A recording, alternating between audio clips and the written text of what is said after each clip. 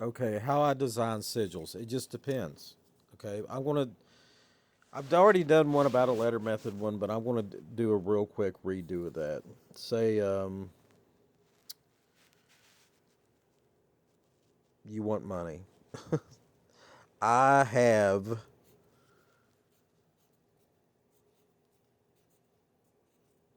not I want money, but I have money. So that way you can forget about it after it happens. So crossing out, repeating letters and vowels, is the general way to go about it. So you're left with H, V, M, N, and Y. If you want to do it really simple, not very artistic, if you're not that artistic person, turn the H sideways.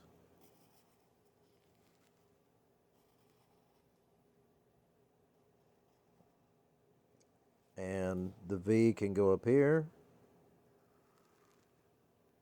and the M can as well.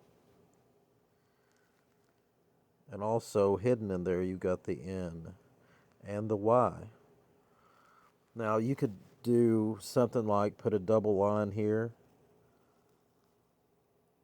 and then symbolize the money symbol like that. You could add whatever you want, like power nodes,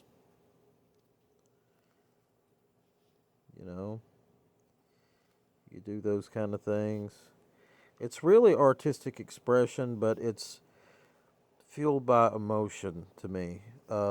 If it's something dark and sinister, I want something a little creepier, a little more draconian, and maybe not so much you know, you know what I'm saying. Or if you could do just as easily like go ahead and make like an H,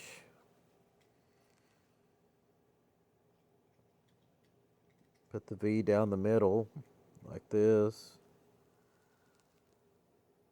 and you've also got your M, and just extend that a little bit. You got your Y, you've got your N there, you got all that. You know, it's really just depends on how you want to do it with the letter method sigil.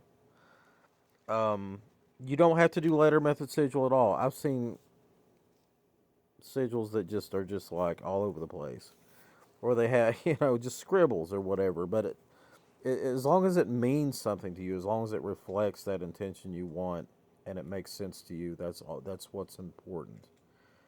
Um, and there's things like if you want to do it symbolically, like the 40 servants deck uh, actually have sigils to them, and certain ones of them you can combine. Like this is the servitor, the road opener servitor. Okay, that's the road opener servitor from Tommy Kelly's 40 servants deck. If you want love, the lovers. Now these are oracle cards. I'm just using the symbols off of them. The lovers are up here. That's the symbol for the lovers.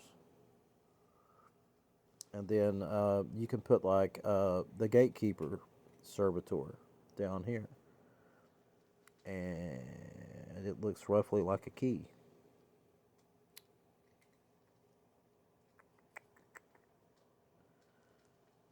You know, you can do them that way. Not everything always has to connect or necessarily make sense to the outside observer. Um, I'm trying to think of another way. If you want to do a protection, bind runes are a little bit different, but you can add runes into your um in into your work. Like you could put Feyhu in here somewhere or here really, but trying to think of a creative way to do that. You could just extend that down and just put Feyhu like that. You know, if you want a specific dollar amount, you could write it out in letter method and have it in there as well. Um, so yeah, I mean and I've seen like the computer generated ones or the grid method, and to me, they're just not imaginative enough. There's not enough stuff in there for me. Also, you could also encase a sigil and make it a little bit more. I guess you would call it a hyper sigil, but maybe not. Let me clear some space here. Like, for example, Lakshmi is the goddess of getting what you want, and she has a sort of a sacred geometry sigil symbol. It's basically, I call it a box star because it's just two boxes overlapping, even though it looks more like a rectangle. We'll do that.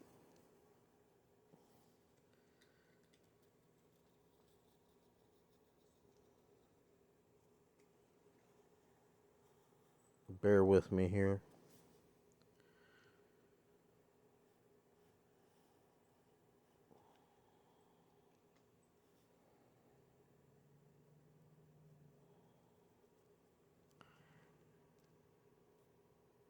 And if you want to balance it out, sorry, it's going out of focus. Hang on. There we go. If you want to balance it out, you can always put the elements in there. You know,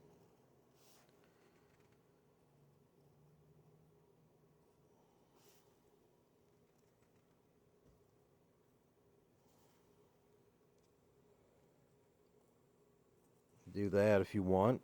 Um, I can't remember. I don't memorize. I can't memorize the alphabet of Theban, but you could do Theban for luck, you know, or have. Just don't put need. So just do it clockwise. If you're going to do stuff like this, do it clockwise. Doing it counterclockwise will give you the opposite of what you want. So that's just an example. I mean, I do all kinds of different looking ones. You know what I mean? Like, for example, sometimes I'll do a runic stave or a play on it um, to do, to do things.